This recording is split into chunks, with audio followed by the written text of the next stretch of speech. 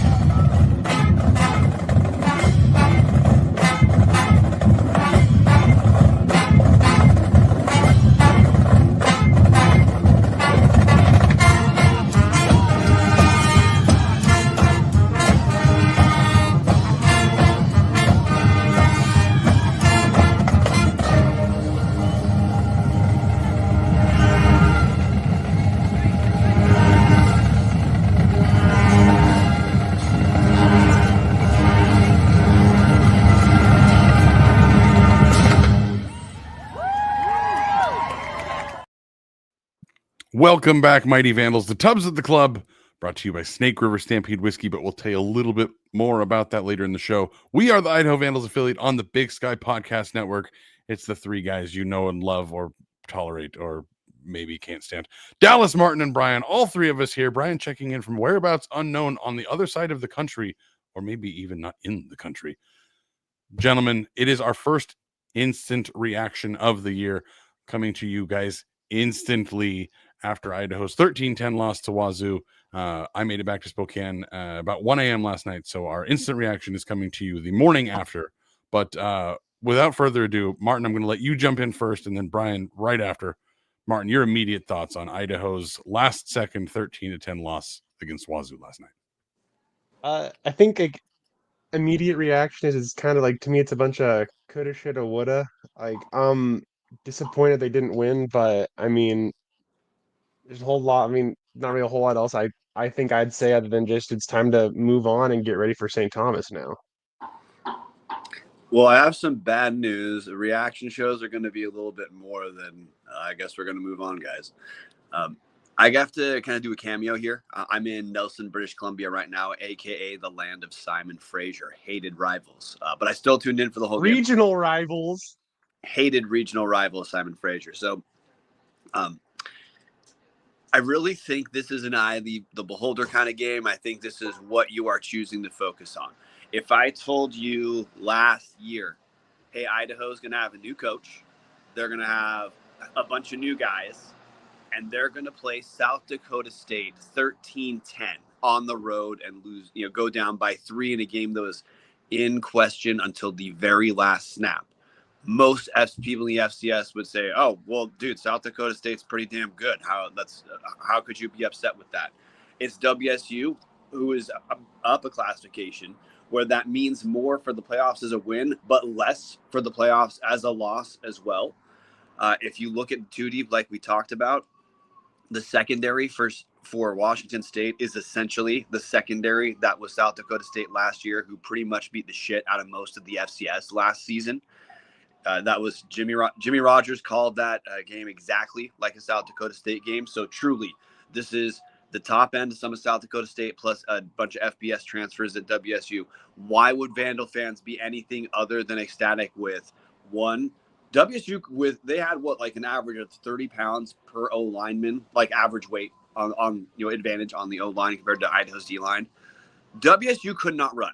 Absolutely could not run. Idaho dominated on the ground defensively. Truly, Idaho dominated this game defensively, minus 2 drives and 1 blown pass from Zach Potter. That, or whatever the hell the QB's name for WSU is. Other than that, does anyone miss Dan Jackson right now? I don't. I'm ecstatic. We talked about this believing this was an upgrade. Yeah, we got the material results. Court Dennison is a huge upgrade. The guys transferring in or who advanced up the depth chart just by staying in Idaho, they're ready to play defensively. No step back whatsoever. That is such a huge padding for Idaho, which may need a minute to grow offensively, as my other takeaway.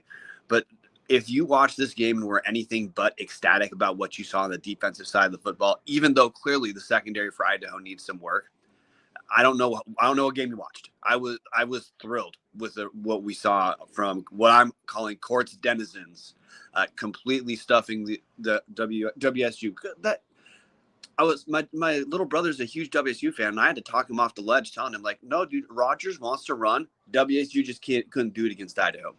Then on the other takeaway, Idaho's O-line I thought did fine, considering. Again, if this was South Dakota State FCS game and Idaho's O-line held up the way they did, again, no one's going to confuse Idaho with North Dakota State. No one should pretend to. But that team that I watched yesterday, I am 0% concerned about Idaho matching up with virtually the entirety of our FCS schedule. Look what Sacramento State just got their asses kicked by Dan Jackson and the remnants of South Dakota State in their week 1. Idaho with a ton of new dudes, a ton of new coaches. Head coach Thomas Ford, his first game. Matt Linehan's first game calling plays as an OC. And Idaho, honestly, you guys will go further into it. I think obviously like the offensive side of the ball is where there's more room to grow or more of an identity to completely establish for sure. But a ton. I'm really happy about where we're at. I don't think any Vandal fans should be anxious whatsoever. Be frustrated about throwing away a win for sure, because Idaho could have, should have, would have won that game in many ways. You guys will talk about. But my overall reaction before I bounce is, dude, Idaho's fine. Idaho's fine. FCS national media minus Kevin Marshall has no fucking idea what they're talking about. The Vandals are absolutely okay. Now Idaho gets 2 weeks to kind of tune things up before San Jose State. Yeah, things are looking up. Sorry for filibustering you two. Thanks for letting me hop on. I'm going to call today. Go Vandals, Brian. Thank you for joining us. Go, man. Guys, Brian really is stating just about everything you need to know about this game. Yes, Idaho lost. That always sucks. This game was truly in doubt throughout the entirety of the fourth quarter. Marten and I are sitting next to each other for 3 of the 4 quarters, and you could feel the sphincters in the air tighten as it was 10-0, and then all of a sudden it's 10-7, and then just again they tried their hardest to coug it, and unfortunately that final drive they were able to move the ball pretty well through the air and get down into field goal range. But man, you look at this team, and this is an FCS school taking on yes, we can say pejoratively that this is South Dakota State having moved up to the FBS, but Wazoo's offensive line is bigger than that offensive line was. There are not a ton of South Dakota State guys on that offensive line. They're the Pac-12 dudes, all of them are 6'5", 300 plus pounds, and they couldn't run the ball against Idaho at all. Now, yes, you have the sack numbers that take the count away there, but they finished with 3 yards rushing on the day. 3. This is South Dakota State that was very well known for just running the ball right down people's throats the last handful of years because of their line being able to get so much push. That was not the case. Crewhead 76 in the comments, run the ball instead of calling that pass at the end. That is why my one thing that I have an issue with is I think the play calling could have been better. I think Matt Linehan in his very first game did a fine enough job. I think there's a plenty of room to grow there. But man, I would have loved to see, especially with how Idaho had 188 rushing yards on the day. Yes, 100 of them came from the quarterback doing the kind of the speed option a little bit, and occasionally just taking off and scrambling on himself.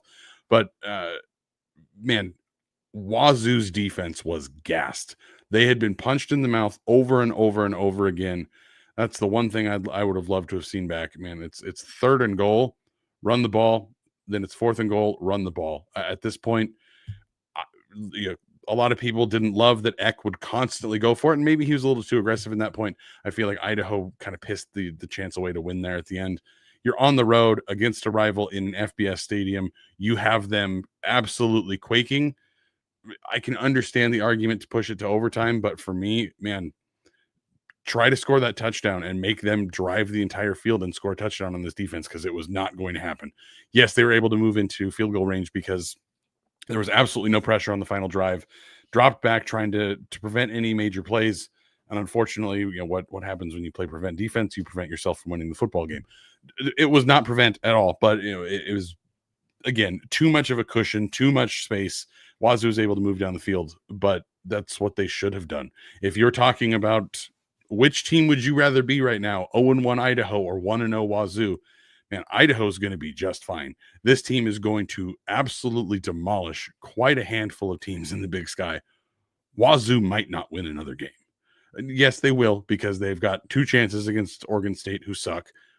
They're going to have options here to win some games because they play the Mountain West, and the Mountain West is honestly worse than most of the teams in the Big Sky. But Wazoo, whoo boy, I would not feel comfortable about how they are if you were a Wazoo fan. Idaho bullied them on both sides of the ball, Martin. They were not able to run the ball. Idaho, yes, the running backs averaged about 2.8 yards a carry, but that's the point of having a running quarterback, is that he can take some of that weight off. 45 carries for 188 yards against a Pac-12 school. I feel really good about where Idaho is. Yes, would have loved to have won that game, and yes, you can come out of it and be like, man, so many little things. Idaho lost the turnover battle. If Cameron Pope hits that field goal in a makeable range in the first half, maybe that changes the entire flow of the game. But sitting here less than 12 hours later, man, there's not a lot of reason for me to be panicked about this team. Yes, there's things to grow on. Yes, the offense could do a lot better. That's just gonna grow throughout the year. That's what happens. Oregon went to the college football playoff last year, scored 14 points against Idaho in game 1. Like, offenses are always what take the longest amount of time to get going. It's going to happen. As Tom Kendall says in the comment section, if only Dallas would have cheered harder. That is my fault. I should have been yelling louder. Martin, next time I need you to just smack me and get me to yell louder. But you've been on the bench for about 10 minutes now. Any final thoughts there, Martin, before we kind of hit some of the players of the game and things we liked, things we didn't like? Not a whole lot. You kind of said what I was going to say. I don't want to kind of try and stumble over myself this bright and early in the morning, bright and early smoky morning in Moscow right now. Not a problem. Martin, I'm gonna just rip right into it. Offensively, who was your player of the game? I said it was going to be Woods in our preview episode, and I think I'm going to stay with him just because, yes, he didn't have he didn't have the passing numbers, but his rushing, his scrambling was part of what kept Idaho in the game. And some could say one of the turnovers might have been what blew it for Idaho as well. But like, I still think that like he is my quote offensive player of the game. Mm-hmm. In the comment section, Crewhead 76 and Tom Kendall both mentioning offensive line player of the game. Really, really great choices on that, guys. Again, this is an offensive line that is significantly smaller than the FBS Pac-12 school and held their own just fine. Yes, Wood had 33 passing yards. yes, would have loved to have seen the running backs get more play there, but man, I thought Art Williams looked really good. I know it was 11 carries for 35 yards and a touchdown. The numbers themselves don't look great. His longest rush was 7 yards. But man, when you are punching into a defense that is significantly larger than you and you're still able to fall forward and push those guys over, man, I would not feel great if I was St. Thomas looking at this game coming up in 6 days saying, how the hell are we going to stop that guy? I thought Eli Cummings also looked decent.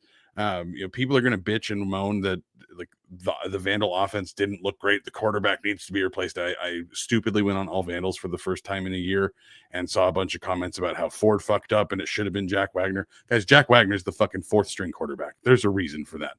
I liked the kid. I hoped the kid was going to pull off. Martin's putting up a 5. He honestly might be the 5th string quarterback at this point. Regardless, he wasn't even in pads yesterday. I don't care what dumbasses on the internet, like us or the truly no names at All Vandals say. Look, Josh Wood is going to be the quarterback. Josh Wood is going to be a good quarterback. He's playing his first game for the Vandals against an FBS school that, again, is bigger and faster than Idaho at every position. And still, the offensive line moved that team around honestly pretty easy. James Howard in the comment section, I thought the offense was awesome, and Woods is the best quarterback we've had since Linehan. Again, I'm not going to go right there because Giovanni McCoy did have one great season. But, man, when you look at the potential there, Josh Wood is going to be a problem. Josh Wood is going to be probably one of the 3 best quarterbacks in the Big Sky. This is going to be a team that's going to be really good moving forward. There's no reason to panic about this. But Martin, so I'm saying Art Williams was my offensive player of the game only because what I saw him doing, man, it's not going to be 11 carries for 35 yards against St. Thomas. If he gets 11 carries against St. Thomas, it might be closer to 90 yards. It's going to be one of those where when that guy's playing against, again, the talent and relative teams to Idaho, that dude's going to be running people all over the field. And then you look at Eli Cummings. I mean, he's got speed. We all know that.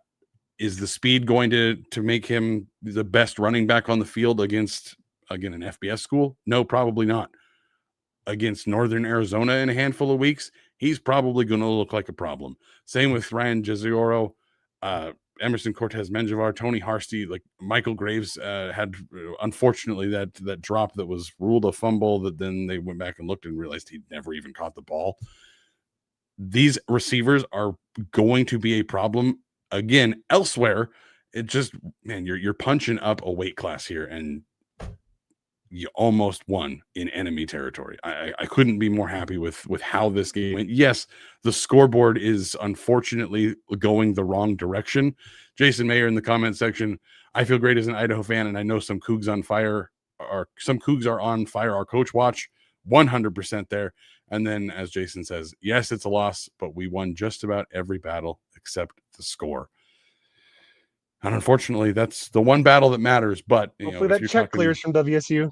That's the thing, Martin. If that money that Wazoo just paid to honestly be kind of embarrassed by a much smaller school in a lower division, bullying them around at the line of scrimmage, would not feel great about this. We've heard through the grapevine that they might have had a little bit more excitement in their program had somebody not just bolted for the first job he could have and listened to his own advice with his players of don't take the first thing that comes to you, take the right one. I feel that this game probably would have been a little bit different if Jason Eck was on the sidelines instead of Jimmy Rogers. But man, 2027, circle that thing. Idaho's going to beat Wazoo eventually, and 2027 certainly feels like that's going to be the time. If Josh Wood is still here 2 years from now, and most of this core is still here, and Thomas Ford is still here, pencil it in right now, 2027, it's going to happen. But Martin, before we get to defensive keys of the game, I'm going to throw an ad read in here at you, and you're not going to be prepared for it. Oh, you are? Look at that. Producer Martin, always on top of the game. If you are looking for a great all-inclusive week-long vacation, do not look past your backyard.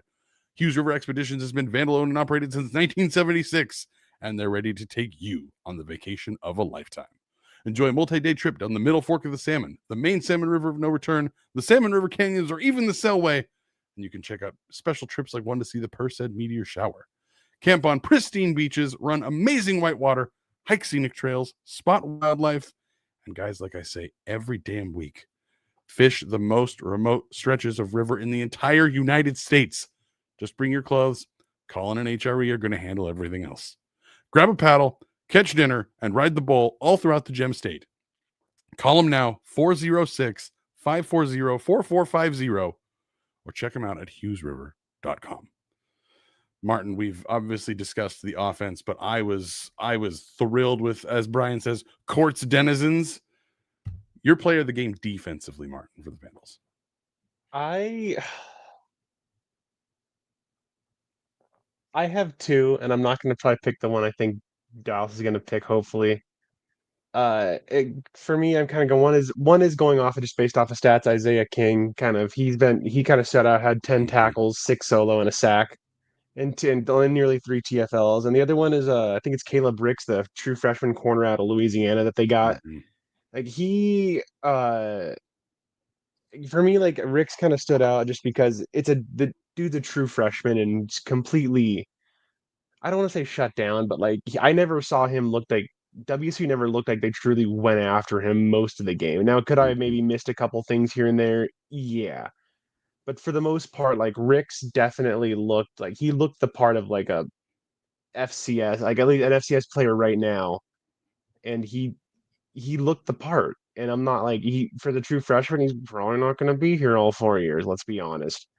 But like, if we can get him for 2 years or something like that, he's gonna be good here, and he's gonna be a problem for Big Sky defenses in the future, I think. 100%, Martin. Great call out on Caleb Ricks there. Not many times you see a true freshman DB end up starting week 1 against an FBS school. And yes, Wazoo certainly was able to move the ball through the air better than they were on the ground. That is not an indication to me that the DBs are going to be the problem this year. Are they going to be weaker than the front 7? Yes, absolutely. We just saw the front 7 bully around an FBS school. However, I don't necessarily think that means that Ricks and Deuce Blenman are just going to get shredded like week in and week out. That's not going to happen. Idaho is going to be faster and stronger than most teams in the Big Sky. Honestly, might be bigger and faster than almost every team left on the schedule. Wazoo, if you look at it on paper, I mean, it's a better team than San Jose State. It's obviously a better team than almost every school in the Big Sky. Man, there was not a huge gap between Idaho and Wazoo. Idaho was better and bigger at certain places. Man, you got to feel really good about what this team's going to look like. But for me, defensive player of the game, and we've mentioned him a handful of times on the show before. I've seen a handful of people bringing it up in the comment section. Matthias McLean. We mentioned it a handful of times. The dude is going to be someone who explodes. He's going to be a guy he stepped up when again, the defensive exodus happened. He was one of those guys that kind of stepped up as a leader when there was hey, what's going to happen? Is Jackson going to be the coach? Is Ford going to come back? Is Terry just going to make herself the coach? Who knows what the hell she's going to do? Matthias McLean was one of the guys that stepped up, was like, hey guys, we're building something here. Let's stick around. Sure enough, we hear a lot of nice things about him in spring and then through fall camp. And then, yeah, on the stat sheet, 3 solo tackles and a tackle for loss doesn't extremely pop off. But man, when Idaho needed to play in the fourth quarter, Priest River, Idaho got it done. Forced that fumble. Again, would have loved to have seen Idaho convert that into a touchdown and not a field goal. I think Idaho wins that game at that point. But couldn't be more thrilled about, man, this defensive front 7 just rotates guys in and out that go to the bigger conferences every year, and somebody steps in to just keep the train rolling. And man, this defense is going to be a serious problem for a lot of schools. I would not want to be the Tommies of St. Thomas right now, because you're going to get a rude awakening in the Kibbe Dome if this team comes out and plays. Welcome to the Thunderdome, motherfuckers. Yeah, dude, it is going to be brutal. But one last thing I wanted to hit. I've seen a handful of comments about it in the YouTube comments. We mentioned it in our Discord last night a little bit, but I did want to bring it up just since we're continuing to get questions about it. People are asking about Nate Thomas and if he was hurt. I don't believe Nate Thomas was hurt. He's probably dinged up a little bit, but We're talking about a guy that has had some serious injury issues in his career, like missed multiple seasons because of blown out knees. A guy who has been on snap counts before, a guy who has not struggled to stay healthy, but again, running back, you're getting dinged up more than you are anywhere else. If there's a game to miss, I think it's probably the WSU game. And even without him, we still played WSU really close. So there's And, not like I'm not too worried. exactly. Still 188 yards on the ground. Yes, would it have been nice to have had Nate Thomas, the bowling ball, even stronger than Art Williams out there? Yes, absolutely. I would much rather have, as I said in the Discord last night, I'd much rather have Nate Thomas around healthy at the end of the year to dick stomp teams that are in the fight for the playoffs or in the playoffs against Idaho, rather than, again, it sucks that Idaho lost this game, but it doesn't do anything for the season other than, hey, 3-point loss to the FBS school across the road. And honestly, if Idaho doesn't shoot themselves in the foot with some turnovers and some unfortunate mistakes and sloppiness, Idaho wins this game, and we are having a completely different discussion. So Nate Thomas not being there, yes, I can understand where there's a little bit of nervous about him, but man, keep him healthy for when he needs to be the guy running through a Dakota school in the semifinals. That's when I want him around. I don't really care to have him here for Wazoo. Would have been nice at the end of the day if he's on, again, load management or that career wear and tear in the college football game systems. That career wear and tear on him is that bar doesn't have a lot of life left. Man, save him for the games that are really going to matter. Martin, we're 27 minutes in. We've got one last ad read we want to hit. Is that Brian's music? I thought he was gone. Wait. Options. Either their entry-level Snake River Stampede, Come on. Or if you want to celebrate a big Vandal win, well, that you didn't can work. reach up and grab that Snake River Stampede 1915 small batch edition. Either option is a double barrel finish, first fill bourbon for both, and then your Stampede finishes in Oloroso sherry casks. Fire Zach Clark! Fire Zach Clark! So if you want to make your Vandal game day, look, you can't go wrong with reaching for a bottle of Snake River Stampede. You have two options. Either their entry-level Snake River Stampede, or if you want to celebrate a big Vandal win, you can reach up and grab that Snake River Stampede 1915 small batch edition. Either option is a double barrel finish, first fill bourbon for both, and then your Stampede finishes in Oloroso sherry casks. Your 1915, in addition to being aged a couple extra years, it's finished in ex-Canadian rye whiskey casks. You can't go wrong either way. Grab yourself a bottle of Snake River. There we go. That are apparently Brian's check-in from Canada just started midway through. So apologies about that, but all we had to do was bring Zach Kloss back to get Brian right on the right track again. Martin, your final thoughts as we wrap up our quick discussion about Wazoo before, again, next week, guys, we'll be back to talk about St. Thomas and the first game in the Kibby Dome. That's what day will be doing the preview episode for St. Thomas. Good point, Martin. So everybody, this is breaking news for all of you listening. We are moving our show to Thursday nights now. Wednesdays are unfortunately just a scheduling issue. We're not able to make those happen.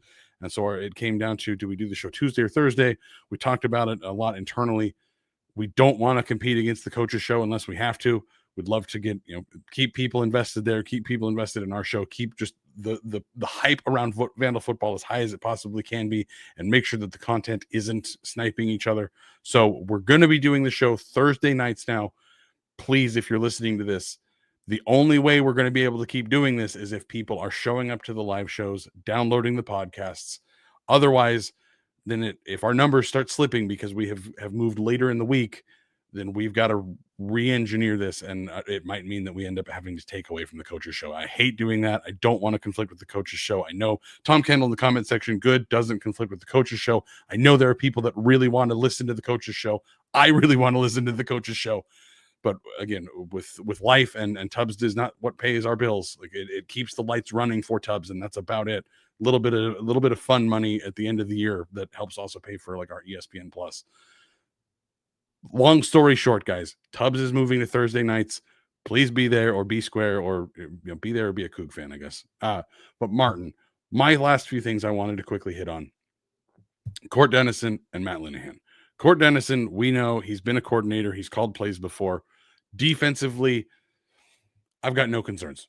Like Brian said at the beginning of the show, there were 2 drives that Wazoo was able to move the ball. Outside of that, it was 3 and out central, or if they did get a first down, they didn't get a second one. Sometimes they got 2 and they didn't get 3. This defense did a very good job of locking things in.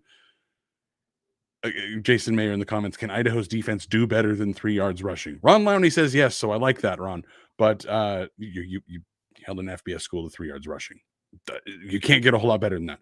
Offensively, yes, 10 points is not great. Matt Linehan calling his very first game as an offensive coordinator, probably the first time he's called plays, I imagine, in his life, seeing his career go from Vandal quarterback to the Alliance of American Football to some analyst work to receivers coach to quarterbacks coach to offensive coordinator.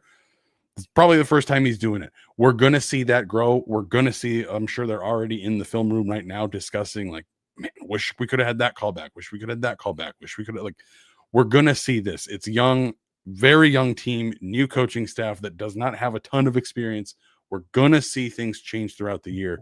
Don't panic, Vandals, that Idaho only lost to Wazoo by scoring 10 points. If they could have scored 16, they would have won. Yeah, and if my aunt had balls, she'd be my uncle. Like, we can do this all day.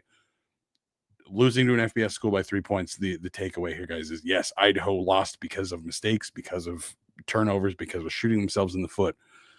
If Idaho plays a cleaner game, they beat this FBS school, and all of a sudden the nation is talking about, shit, this might be the best non-North Dakota State team in FCS. That's where we're at. That's what we're headed towards. This offensive line has taken steps forward. The defense looks insanely stellar after losing so much talent. Martin, I'm just thrilled to be Vandal, man. Oh yeah, same. Any final thoughts, Martin, before we wrap this up?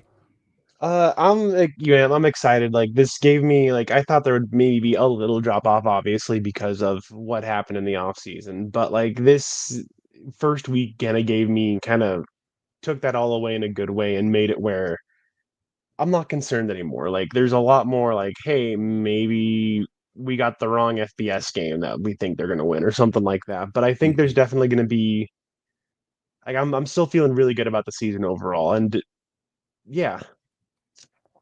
Yeah, couldn't agree more, Martin. Utah Tech did look pretty good against UC Davis there for a little bit, and we'll talk about that in next week's show. But you look at this schedule, and outside of Wazoo, you've got San Jose State, Montana, and UC Davis that are your difficult games. I would say Wazoo is probably in the top half of those games, and you came. I would say at NAU is probably more difficult than Wazoo. Honestly, you might be right there, Martin.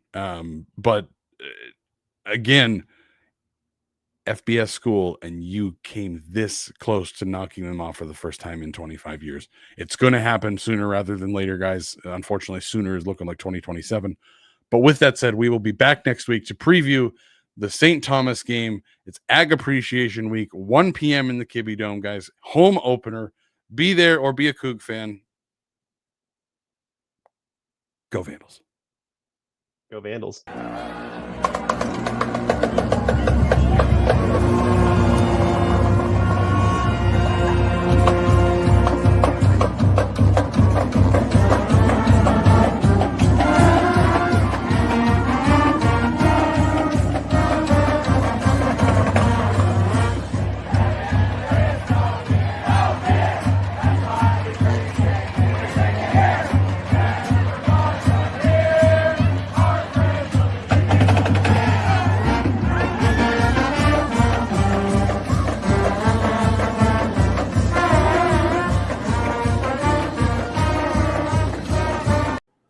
Go Vandals.